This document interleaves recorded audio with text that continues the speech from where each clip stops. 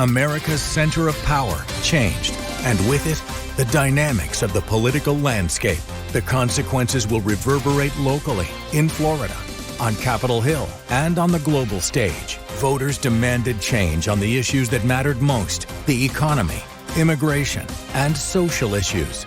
Now, News4JAX goes beyond the headlines with political analysts who provide unique context and perspective. Experts focused on the issues making headlines. This is Politics and Power. The world is watching, waiting to see if the Middle East is on the brink of monumental change.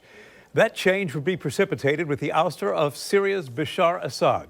Rebels forced Assad to flee and seek asylum in Moscow, marking a major turning point in the nation's 14-year civil war and more than 50 years of his family's brutal rule.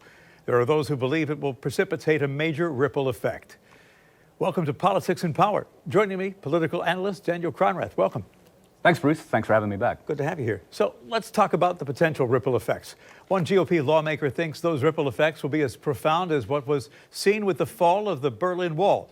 Representative Joe Wilson of South Carolina says the ripple effect of this is going to be just as remarkable. It's truly equivalent to the Berlin Wall, which led to a ripple effect of dozens of countries becoming free after 50 years of occupation and totalitarian control. So, Daniel, possible? Could it be that profound? Well, with respect to the congressman, I think that there's a little bit of hyperbole there when you think about the geopolitical significance of the fall of the Soviet Union. After World War II, World War I and World War II, Bruce, the defining political event of the late 20th century was, in fact, the Cold War with the Soviet Union. Meanwhile, since World War II, since the establishment of the Nation of Israel, obviously in 1948, the Middle East has had waves and waves of turmoil, all kinds of different different regimes in different places. Obviously, the United States has an important role in that. So while do I think this is significant? Of course it's significant. You're talking about a state in Syria, which is a client state of Russia, which is a geopolitical enemy of Israel and by proxy then the United States. However, I think that it suggests that this is somehow that kind of moment, a Berlin Wall kind of moment or a crumbling of the Soviet Union, is really a lot of rhetoric. It's a more rhetorical than what it is factual. However, I don't want to underestimate the significance of the event. Whenever you take a state and you destabilize it, which is for all of Assad's problems and being a brutal dictator, for the way that he treated his political opposition, to the prisons that we've seen now with prisoners being released after years and years and years of imprisonment. Obviously, getting rid of an actor like that on the international stage is important. However, I would argue that more important, Bruce, is what follows that. What will be the future of Syria as we move forward? Who is going to end up controlling that government? Who is going to end up, will it be democratic? Will it become theocratic? How will Christians in Syria be treated? Which is something that for all of his warts and for all of his many crimes, Assad was actually very tolerant of Christians living in Syria. He was not somebody who was an Islamic extremist when it came to actually relative to that. Very much like Lebanon in some ways, Bruce. You're talking about almost half the population of Lebanon is Christian. And then you see changes to the Lebanese regime. How will that impact individuals in that region? So, again, relative to the statement, a little bit over the top. However, I would argue that this is a significant event, at least temporarily or contemporaneously in the Middle East. And yet to be seen, a lot of this is contingent on what happens with the Syrian rebels, which faction takes over, who is going to be in control. We know who we think is in control right now, and there are certainly talks that are going on. If you look to history, we know what happened in Iraq after the fall of Saddam Hussein. We know what happened with the Mujahideen throughout history. Sure. There are a lot of questions still to be answered. It's very, very complex. In a way, it's very, very nuanced, in a way that I think most Americans and even a lot of foreign policy experts can't completely get their heads wrapped around, Bruce, because of the complexity. But when you look at Syria, for example, we talk about the fall of the Assad regime. In effect, for the last several years, a third of the country has been controlled by the Kurds and by the United States. The oil fields, where the money was. One of the things that precipitated the fall of the Assad regime was the complete collapse of the Syrian economy. Because basically between us, between Turkey, between other nations who are actors in the region, Assad for a long time has been hanging on by a thread, basically with all of his support being centered in and around Damascus. So, once this latest push came, with Russia not in a position, I know we're going to speak a little bit Russia, with Russia engaged in Ukraine and not having the ability to actually prop up the Assad regime as they have in the past with support, both financial and military support, The writing was really on the wall for this to precipitate, and it did very, very quickly. If you think about it, Bruce, think about our news cycle. We went a month ago from really not having any focus in Syria at all to now Assad is in Moscow, and we're trying to determine who the next leader of the country is going to be. There are a lot of dominoes that we have to see if they do fall and which place they fall in. And we'll be talking about that. A little background here. Assad's fall wipes out one of the main bastions from which Iran and Russia wielded power across the region. Turkey, long aligned with Assad's foes, emerges strengthened. Meantime, Israel says the outcome is blows to Assad's Iranian-backed allies. Do we see the proverbial dominoes, as I just mentioned, falling here? Yeah, I think so. I mean, first of all, to your point, the United States, Turkey, Israel, there's all kinds of actors right now who are bombing various places in Syria because they're trying to figure out and they're trying to carve out niches for themselves based upon the fall of this regime. Now, what's going to end up happening?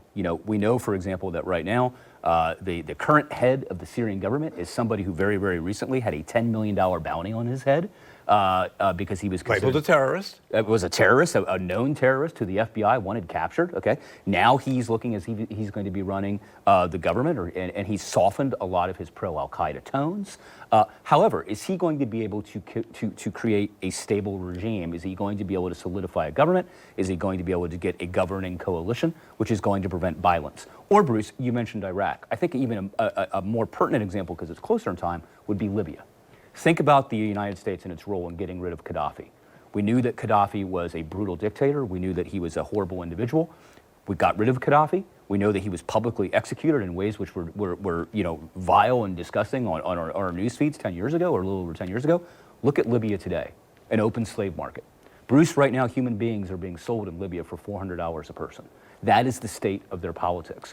We can't allow that if the United States is going to be a reasonable actor and if we're going to be proactive in that part of the world, which is something, by the way, that President-elect Trump has said he's not necessarily interested in being involved in Syria. Well, if we create that power vacuum in Syria, who will emerge? Will it be the next Taliban? Will it be the next group of somebody even worse than Mohammed al-Bazari? Who will that be who's going to be filling that vacuum? That is something that without the U.S. being involved, without Israel being involved, and by the way, I would argue without our Arab nation partners being involved, and especially Turkey. Huge importance relative to Turkey as a regional power, perhaps the most powerful military in the Middle East. What will Turkey do in terms of shaping the future of Syria? We don't know. We're seeing it play out in real time. And sometimes history tells us that we trade one evil for an even worse evil. That is correct. We don't know what is going to be following Assad in Syria. We know what Assad was. We know he was somebody who was evil. We know he was somebody who was not reluctant to gas his own people if the politics were convenient in doing that. However, whenever you have power removed, it creates a vacuum. Who is going to fill that vacuum? Is it going to be somebody potentially even more dangerous to Israel, more dangerous to the United States, or to our interests within that region? We will have to wait and see. What probably know is that at least geopolitically for the United States, in the view of our government, is that it's not going to be somebody who's as closely aligned with Russia as what Assad was aligned with Russia, almost for certain. Yeah. Several challenges for the Arab world. It has to reintegrate one of the Middle East's central states and contain the militant Sunni Islam that underpinned the anti-Assad revolt. Does this challenge become more difficult because that revolt also served to metastasize into the horrific sectarian violence that exists in the entire Islamic State? Yeah, perhaps. I mean, that's very much the case. I mean, the one thing that we can say, because of the fact that outside of the Syrian civil war taking place, typically whenever you have somebody who is a dictator or a potentate, just through sheer political violence, Bruce, they can maintain a certain degree of stability. When you look at Iraq under Saddam Hussein, obviously, if you were somebody who was outside of the interest of the Ba'ath Party, which was the ruling party back in Iraq back in the day, you were somebody who lived in oppression. However, when you looked at the public education system, when you looked at the banking system, when you looked at other things in that society, they were stable simply because there was an authoritarian regime at the top guaranteeing that stability. Look at Syria today. Their dollar, their central bank is on the verge of collapse. Their economy as we knew it, because they've had occupied sections of their economy, from the United States in the oil fields to Turkish influence near Aleppo and to the more industrial regions of the country. They haven't really had anything to stabilize themselves, and as a result, you have runaway inflation, and you have a lot of poverty. They have no viable economy. They have no. So there's going to have to be somebody in a very, very deliberate way is going to have to go into Syria And we're going to have to promote that, and we're going to have to stabilize that country first. And sometimes, Bruce, one of the things I learned, in going through my education is that there's an expression that sometimes people can legitimize the illegitimate. So when we're looking at right now this coalition government into Syria, we're saying, okay, well, this is somebody with al-Qaeda links, this is somebody who is a terrorist. Can they actually match the rhetoric and stabilize Syria in a way that Syria does not become the pariah of the Middle East, someplace where you have a new jihadist movement gaining ground in all different aspects of the country? It's going to be very, very important for the United States, I believe, to play a role in this. I don't think, whereas I am somebody, Bruce, who typically is very critical of American interventionism all over the world, I don't think this is a moment in time where the United States can shrink back.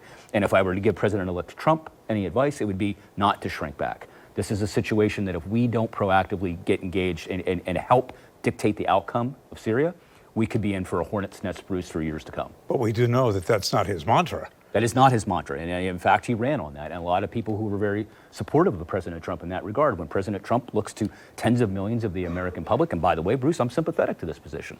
Why is the United States playing the world's policeman? Why is the United States still funding? Obviously, intellectually, you can argue that both ways.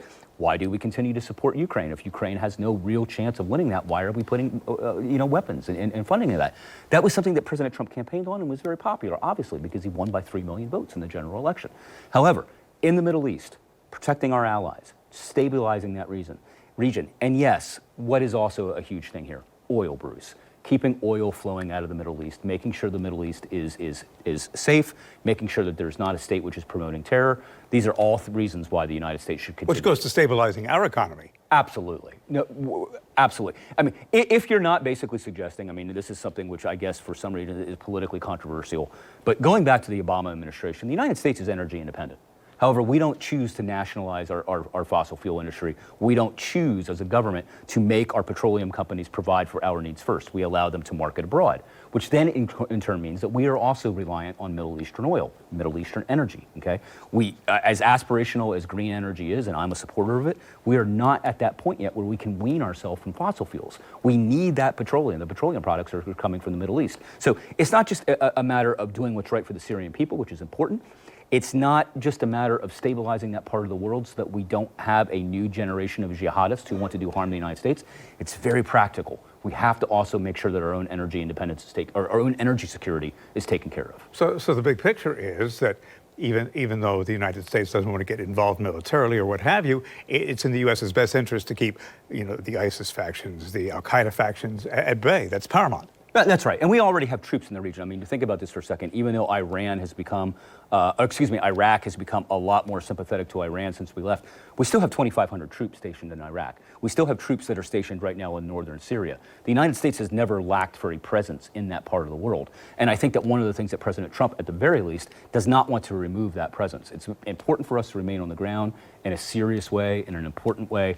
And again, because we want to be able to the future of Syria is dependent upon us, our EU allies, Great Britain, obviously, France, who also have a huge role in the region. Syria and France, very close relations going back to the end of World War II. So we need to have these folks engaged so that we can help stabilize the Syria, not just for the future of the Syrian people and not just for the relations of Israel, but for the United States itself. So do we stay in the background and let our proxies do the work? Basically be managers? Well, and Bruce, that could happen even in a Trump administration. Right. One of the things that... And I guess that's my question. Yeah, I can't see right now that for example, with Senator Rubio going more than likely to be confirmed for Secretary of State. Senator Rubio is very, very pragmatic. So you and I have had conversations in the past about how hawkish he can be relative to U.S. foreign policy. But the one thing that Senator Rubio is going to do as Secretary of State is he's going to make sure that the United States' interests are protected in that part of the world. So, again, do I agree with every position that Rubio has relative to that? No, I think that we could do a lot more carrot than stick, necessarily, relative to Rubio's past foreign policy experiences. However, I do think that having an individual like that at state is going to be important for the United States. Considering a lot of Donald Trump's appointments and how whimsical we think that they are, at least we know somebody like Marco Rubio is going to be a serious actor when it comes to, perpetuating U.S. foreign policy in the Middle East. And how Marco Rubio ultimately acts when he is in a position to have power and yield his power and wield his power remains to be seen. Yes. You know, yes.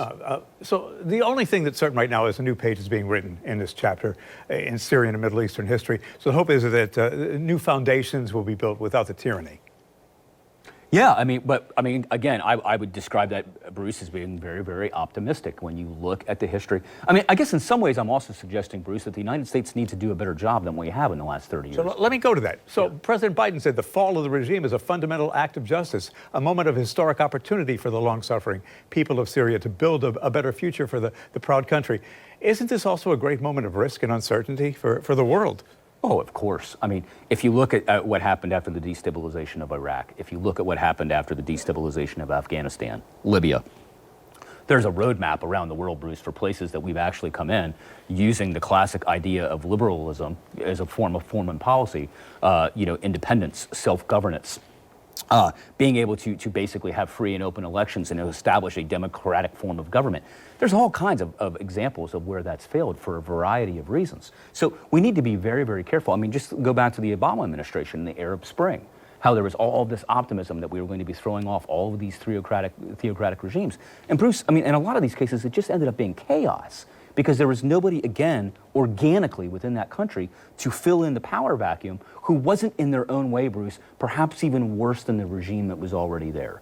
And that is something that the United States is going to have to be very, very guarded against. And I think that globally, for everybody's interest, I think that there is a something to be said for a very multilateral approach to stabilizing Syria. Also relative to President Biden's comments, and this is something that is a very, very American thing to say, is the people who were being brutalized. Let's also remember that there were people in Syria who were benefiting from the Assad regime. There were people in Iraq who were benefiting from the Saddam Hussein regime, okay? We look at it from a very, very American lens and say totalitarian, anti-Christian, not in the case of Assad, but things that we wouldn't attribute to in a democratic society as valuing. However, there are big chunks of the population that did value that, or by the way, Bruce, they wouldn't have been in charge there to begin with. So that's something else that we have to think about when we remap this region of the world. Yeah, well, we in the United States filter things through a very different lens. A very, very different than lens. many other people, especially because we have a different history. We have Exactly. a different history, a different culture. I mean, everything about the United States, both economically, both in terms of our social contract, in terms of our faith, we're a very, very different country than many other countries on earth. And the other thing that we have... It's also dogma. Also dogma, but we also have to be very, very clear here, too. The American ideal, and this is something that I push back on a lot of my liberal friends who promote this kind of international liberalism. You're asking people basically to accept your value system and to allow you to impose your value system on them. Look how it worked out in Afghanistan, Bruce. Look how that worked out in Iraq. You can't change somebody's culture and Americanize somebody's culture overnight. So hopefully moving forward, we're sympathetic to that. We do provide the guide rails for a self-sustaining and a self-governing Syria. But if history is our guide, Bruce, we should be looking for a lot of instability in that country. And I say this not optimistic. I say this, very saddened by this. But we should be prepared as Americans to see this country become increasingly destabilized in the days to come. Hope I'm wrong. Hope a lot of the prognostication in that regard is wrong. However, again, history is our guide. Every indication is that we're going to be in for turmoil. And by the way, this is going to be turmoil that the new Trump administration is going to have to handle. Okay. And it's going to be interesting to see how he reacts to that. And the hope is that Donald Trump will listen to advisors who are grounded and have a decent worldview. And right now the world is looking to the Syrian rebel who brought down Assad. His victory speech held a message for several parties, a message for Iran, for President-elect Trump, and for Israel as well. Abu Muhammad al-Jawlani, he chose to deliver that message from Damascus's venerated Umayyad Mosque, not a TV studio, not a newly vacated presidential palace. Instead, he chose a place of towering religious significance. 1,300 years old, one of the world's most ancient mosques. Something to read into that? Yeah, I mean, I think in terms of if you're going to basically try to prognosticate a foreign policy out of Jawlani, obviously that's not, that is a very, very choreographed move on his part. Again, going back to Assad, just to repeat this because a lot of people don't really realize this. For all of Assad's problems, he was actually somebody relative to this part of the world who was very religiously tolerant. He allowed Christians. There is a Jewish population in Syria. Yeah, as well, Bruce. So he was somebody who was not a hardline extremist when it came to Islam, and it came to, say, for example, to compare that to Iran, for example. So what does this mean? Obviously, he's sending a signal to the rest of the Middle East. He's saying that this is going to be a new dawn. It's going to be a new day in Syria. And guess what? Islam and his faith are going to be at the top of that agenda, or he wouldn't have chosen that location in order to deliver the speech, for sure. Yeah, it's also interesting to note that Assad basically said, you know what, I wasn't looking to leave Syria. I was just evacuated because I happened to be in and around, troops from Moscow, and they forced me to evacuate. So I think he was looking to stay and maybe quell some of the rebel activity. Yeah, I think. Well, in this particular... we can read into that in this particular case, I think we could agree the Russians probably saved his life. I mean, no doubt. That is the reality. The rebels would have taken him. They would have taken him. There probably would have been some sort of show trial. Right. Again, not to suggest that the situation is... we tend to basically say... we Americanize this by pretending like every region of the world is exactly the same. Right, but obviously, Libya is different than Syria. Right. However, I would only say we saw how things ended for Gaddafi. And we could suspect that Assad would have had a similar fate. Right, yeah. All right, so we just looked at where and how Jelani chose to deliver his message. When Politics and Power continues, let's analyze the message itself, the implications, for whom it was meant. That and more when Politics and Power comes back. Welcome back to Politics and Power, delving into international politics, talking with political analyst Daniel Cronrath about the Middle East being on the precipice of potential change with the fall of Syria's Assad. Daniel, the rebel commander who brought down Assad, Mohammed al-Julani, said, "This new triumph, my brothers, marks a new chapter in the history of the region, a history fraught with dangers that left Syria as a playground for Iranian ambitions, spreading sectarianism, stirring corruption. A lot of international analysts say his singling out Iran is significant." Yeah, I mean, it certainly is a change geopolitically in what had been the state between Syria and Iran. Obviously, I mean, Iran in and of itself, a country of 80 million people, okay, a country that has been able to survive American sanctions due to rich oil reserves. Also a country in the Middle East, Bruce, which is known for its education system, for its medical system. These are things that Syria had struggled with relative, particularly after the beginning of their civil war and American sanctions placed on Syria. So there was, I don't want to call it a client-state relationship, but certainly Syria was dependent upon Iran for a lot of things. Everything from medicines to weapons to food, also to the Russians, obviously, and that's no. So it is interesting that he would use rhetoric, which was so, one would say, as you've suggested, anti-Iranian in the message. Now, to what end? Is he trying to position himself to be in a better position with Turkey? Is he trying to position himself to be in a better position with the United States? The latter would both. Or both. The latter would be very interesting, considering that, again, he was a terrorist who we had a $10 million bounty on his head because of his terrorist activities. So will he be able to remove himself from that background? Will he be engaged by the United States? All of these things, again, not to be repetitive, are going to be very interesting challenges for the next Trump administration as they hit the ground running. Bruce, if Donald Trump had outlined a cabinet and he had already had appointments of some of the most stable and well-known people in the international community, in foreign affairs, this would still be a challenge for a new incoming administration to deal with. Some of the cabinet positions that we've seen Donald Trump select, and when you get down from the top name people, one of the things that we know is that Trump likes to reward, I would just say friends and family. Friends and family, loyalty. Donald Trump values loyalty, and I'll just say it, loyalty over competence. Loyalty is the most important to him. How will these individuals who he's putting in, how will the new ambassadors to these countries in this region of the world, will they be competent? Will they be able to hit the ground running? These are things that we don't know, but Bruce, it's really, really important. I think that the United States works not just by itself unilaterally and not just with Israel, but I think that they also have to work with our Arab partners. Warts and all, we are going to need to work with Erdogan in Turkey. We are going to need to work with MBS in Saudi Arabia. We have to have these people as part of the coalition in order to stabilize that, or things can become a powder keg very, very quickly. Oh, extremely quickly. And you're right, competence is going to be key, and that's where he's going to have to listen to certain advisors whose names have not been bandied about. Back to Jelani, I think maybe he's trying to posture himself as a politician here. If you listen to his entire message, he appears to directly target Iran's theocracy. And you've used the word theocracy here a couple of times this morning. And he said that their meddling is over, done with. Mm-hmm. That includes land access, proxy to Hezbollah in Lebanon. It's ended, he said, as well as their support for Syria's Hezbollah. So something implied there is they'll no longer tolerate Iran being a home for weapons stockpiles. Israel's already gone in and taken care of some of that. And that's important because those stockpiles were a worldwide concern. Mm-hmm. Yeah, no, totally. And again, there are almost every nation right now in the Middle East has a desired outcome that they want to see come out of Syria.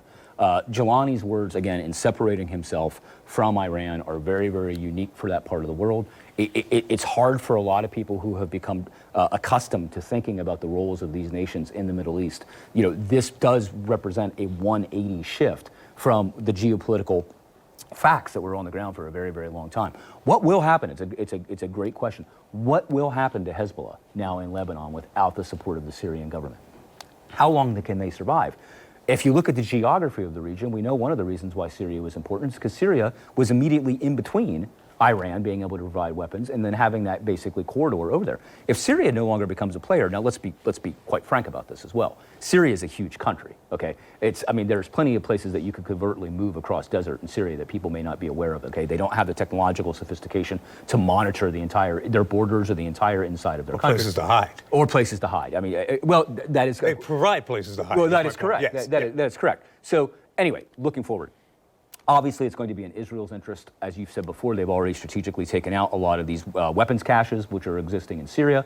This, from an Israeli perspective, is going to be an opportunity to really, try to suppress Hezbollah once the support runs out in Lebanon.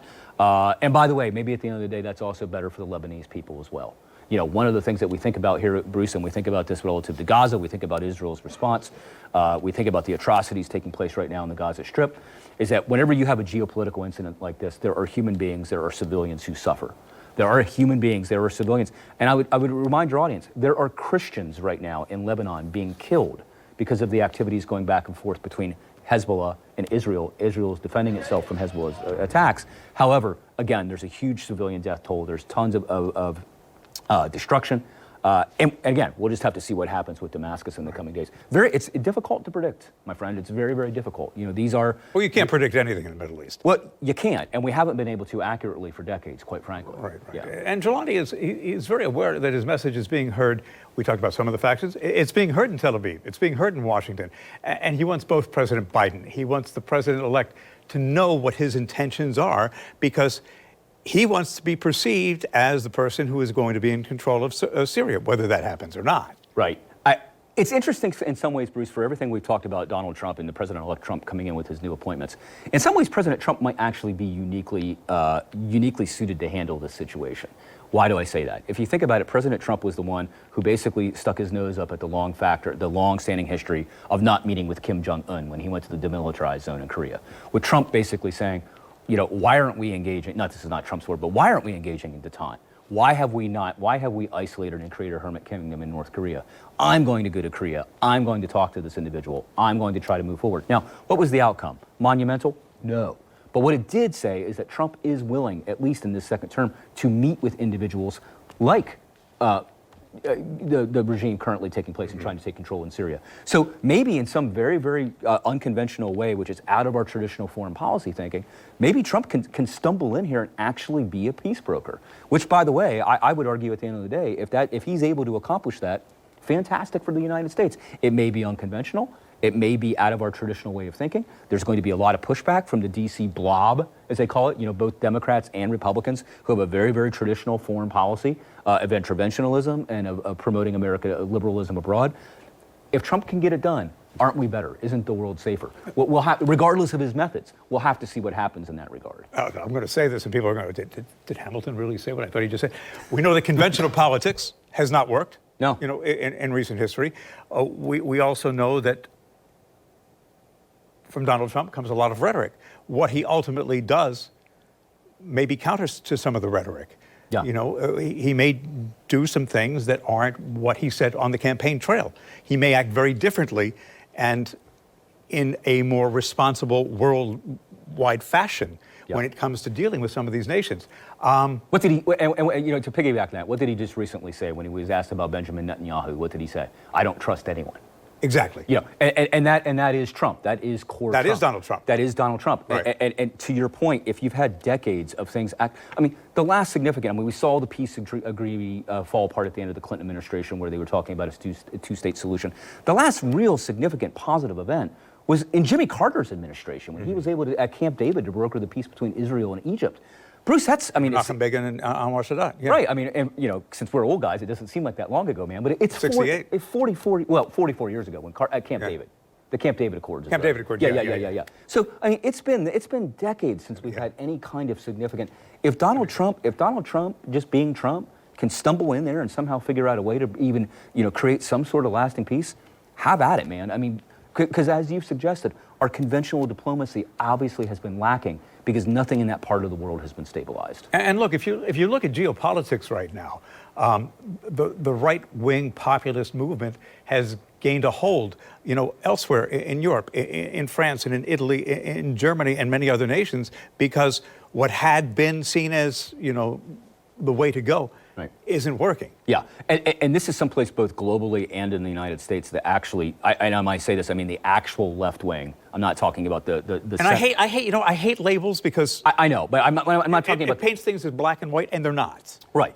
If you look at the ideological continuum, however, Right. this is something that right-wing populists and left-wing populists have in common. And I'm not talking about corporatist Democrats. I'm talking about, you know, your Bernie Sanders wing of the Democratic Party. Both of them have a very, very anti-interventionalist streak. What is the United States doing in the part of this world? They both, right-wing and left-wing populists who I talk to, say it is obvious that the United States does not go into any region of the world for the interest of the Syrian people, but for the interest of the United States and for multinational corporations, which are American-based. So, if Donald Trump can achieve some sort of outcome, which is unconventional, which goes against that, you know, again, he's going to find political support. And the thing that I would say is as abhorrent as Donald Trump is to many people who are on the actual left, he would get support through basically changing U.S. foreign policy in that regard and actually becoming what they would see as an honest broker of peace, Bruce. Right, yeah. I'm going to say this because right now he is the U.S. Chief Executive. President Biden heard what the rebel leader had to say. His response was measured. He heard Jelani saying the right things, but insisted the rebel leader be judged by his actions. And I think Donald Trump would probably say the same thing. We have to see what Jelani is going to do, not just what he's saying. So the future has yet to be written. Yeah, that's right. And by the way, and this is good, you know, again, for your viewers who are, you know, Donald Trump, I mean, this is something that I think that we could argue. He does, for whatever reason, get along with strong men around the world better. So if Jelani is somebody who shows strength, if he is somebody who looks like he is going to be respected by the Syrian people, if he's somebody who's going to be more authoritarian, for whatever reason, Bruce, Donald Trump gravitates towards these people, and I would even argue in some ways he has better relations with these people. Maybe because he wants to challenge them. Perhaps. I mean, and we could argue all day long whether or not the American president should be having better relationships with these people. However, if you look at his, from Hungary to Turkey to a lot of places around the world, Meloni now in Italy, who I think he was one of the individuals he invited to his inauguration, something we haven't talked about, where a lot of these right-wing populist movements are taking place. Donald Trump is very, very in tune to them, and these individuals very, very much like Donald Trump. Well, what's that old cliche, you know, hold your enemies closer? That's right, yeah. Friends close and your enemies closer. That's right, yeah, right. A myriad of questions need to be asked. Those questions need to be framed in the context of the way we think of Syria, as a piece of the puzzle, as part of the Iranian axis. For Israel, does the fall of Assad have to be seen in the context of Hezbollah? Yeah, I think so. I mean, obviously, Israel is going to want to try to exploit this opportunity for their own security, for their own expansion. If you're talking about somebody who is an enemy of the Israeli state, as Syria has long been hostile to them, this is an opportunity for them to secure a lot of victories.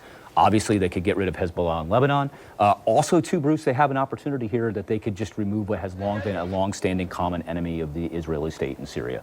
A lot of, obviously, bad actors have come out of Syria who have, the Israelis, by the way, have not been afraid over the last decade of bombing Syria when they felt it was in their interest to bomb Syria. So is there an opportunity here for a more favorable state to be carved out? Sure. I mean, again, going back to the Camp David Accords, Israel and Egypt have now enjoyed decades of relative peace in that region because of that.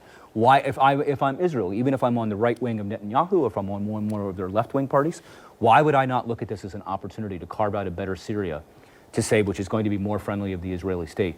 And again, how long does Israel want to stick with the stick versus the carrot? Right. At what point does Israel say, by the way, We understand there's new leadership in Syria. We want to offer humanitarian aid.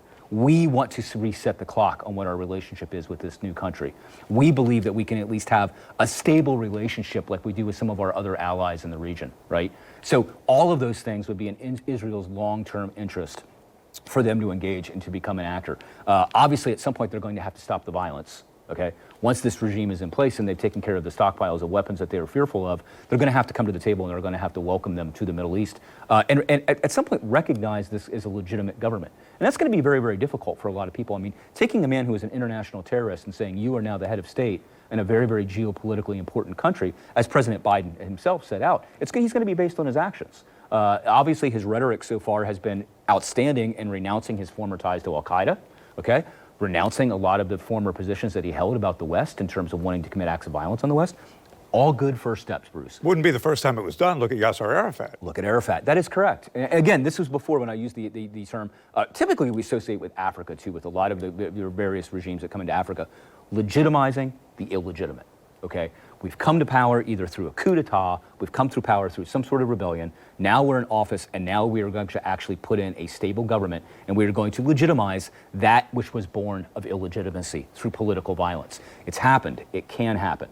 What role do we want to have? We should have a strong role in dictating it, Bruce. And you know, you alluded to this. We do have to talk about Russia. And when you and I were chatting about this show, you said, you know, we do have to ask, what does the United States really want to accomplish here? We can't forget that there is a larger conflict to consider. Syria was a client state. There are the implications for Russian involvement with Iran on the Middle Eastern front.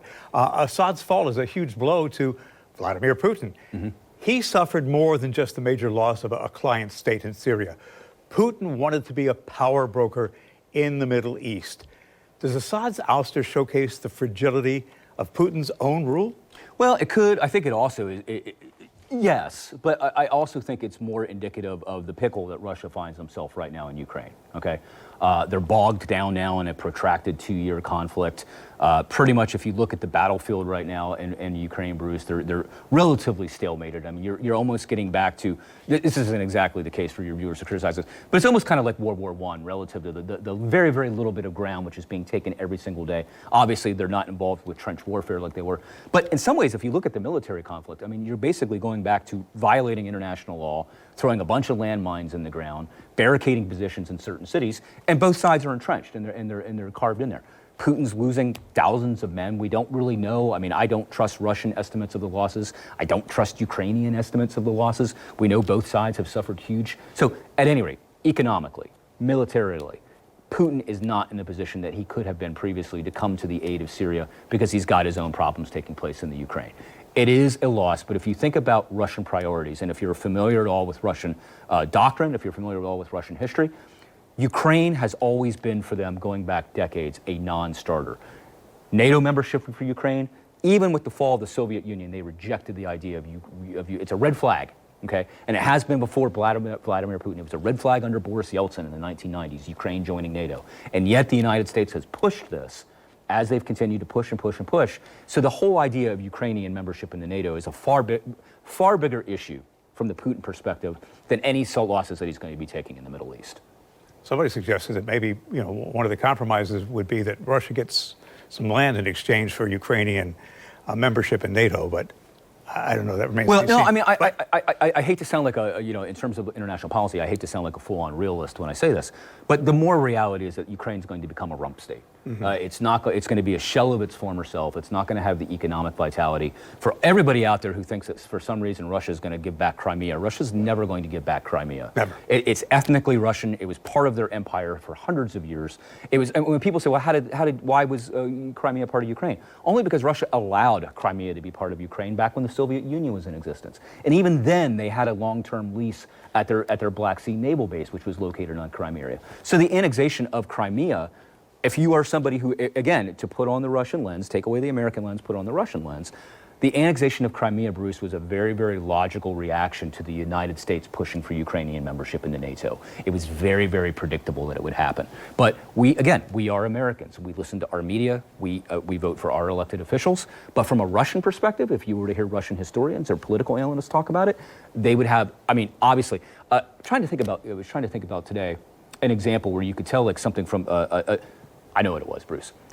If, for any of your viewers or yourself, you remember the Clint Eastwood movies that he brought out, or not Clint Eastwood, directed Flags of Our Father and Letters from Iwo Jima back in the 2000s. They were both about the same event. They were Clint Eastwood. He directed one. Right. He directed one from the American perspective, and then Letters from Iwo Jima was from the Japanese perspective. And if you'll remember, it got rave reviews because it used Japanese actors and was very, very well done. Same conflict, same historical outcome, totally different perspectives in how that conflict took place. We in the United States tend to, and I challenge people, I challenge myself to do this, whenever you look at a geopolitical situation, yes, we're Americans, we view it through the American lens, but what could be the lens of the other side? What would be, and if we do that, we're going to become more informed in our decision making. But we as Americans don't do that. We don't, and neither do a lot of our elected officials, because I think for a long time, and again, this was it's muted, this is some of my faint optimism with Donald Trump, because he's going to be taking a lot of our foreign policies, which you and I could both argue a lot of times have been failures, and he's going to be revisiting. Maybe he does that. Maybe he doesn't. And again, did Hamilton just say that? And maybe he doesn't. And maybe he doesn't. I don't know, but we don't know. But maybe optimistically he does. Maybe optimistically he does. Okay, so the point of all of this is that, you know, what we're seeing is maybe this picture on the Syrian war front does factor into the bigger picture with Russia and Ukraine. So especially with a new U.S. administration about to come to power and the dynamics and U.S. attitudes about to change, you know, how does this all factor? Yeah, well, I mean, I think first and foremost, the United States is going to want stability in Syria. They're going to want to make sure that their number one ally in the region, Israel, is going to be protected from any kind of changes.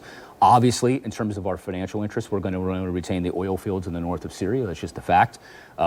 We are going to want to, by the way, to create a buffer with Iran. I would expect that with a lot of the language coming out now that he's used regarding Iran, that a lot of American policymakers are going to see this, Bruce, as an opportunity for the United States to really put a hurting on Iran and to apply a lot of pressure that they're going to be able to do with a new Syrian regime in place. So what does the U.S. want and expect on both of these volatile fronts, Ukraine and the Middle East, do you think? That's a great question. Ukraine is a really, really dynamic situation because right now, and this is the saddest part of this, okay? The United States and our European allies are pumping all kinds of money and all kinds of arms and assistance in Ukraine, and it's resulting in the death of Ukrainians, okay? That's just the reality. We're not seeing American boots on the ground. We're not seeing NATO boots on the ground. We're not seeing the loss of life from any of our allies. We're simply funding rather than trying to reach a diplomatic solution with Russia and actually coming to the table. This is something which is very important, Bruce, and it's kind of stunning to me that we don't talk about this as much in our media because it's against the wishes of our government. When Vladimir Putin invaded the Donbass region, a month after that invasion, Erdogan and Turkey had both sides down to Istanbul and was negotiating a peace at that time. If you'll recall, Boris Johnson, when he was in power, when he was the Prime Minister of Britain, flew to Kyiv and told Zelensky not to take the deal, that we would supply them with the weapons, that we would supply them with the arms to repulse the Russian invasion. Okay, great. From an American geopolitical perspective, if you want to have a strong Ukraine, if that's where you want to fight a battle with Russia, fantastic. Understand what's taking place here, however. You're killing Ukrainians. You're destroying an entire nation of people. You're destroying their industrial base. You're destroying their transportation, their education systems, their medical systems, okay? Their energy production systems. Who's going to come in at the end of the day, Bruce, and fill that vacuum? Is it going to be NATO? Is it going to be the United States? Maybe to some degree, but I would suspect, again, what you're going to find is that eventually there's going to be a truce negotiated.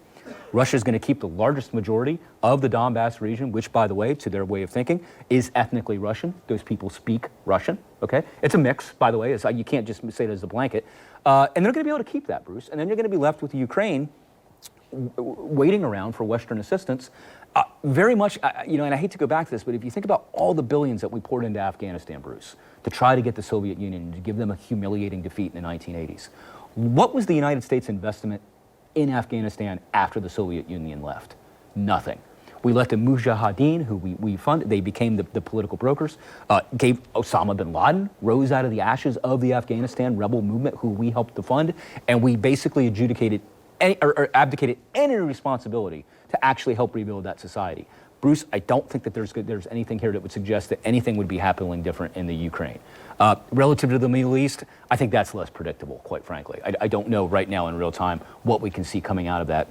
relative to our whole conversation today. We really don't know. Yeah. Look, we don't have a crystal ball. You saw me going to my phone, and the reason is that I was preparing for a future show here on Politics and Power, and the future show is basically taking a look at what happened in Vote 2024 and how it may shape the year to come in 2025 under Donald Trump's leadership.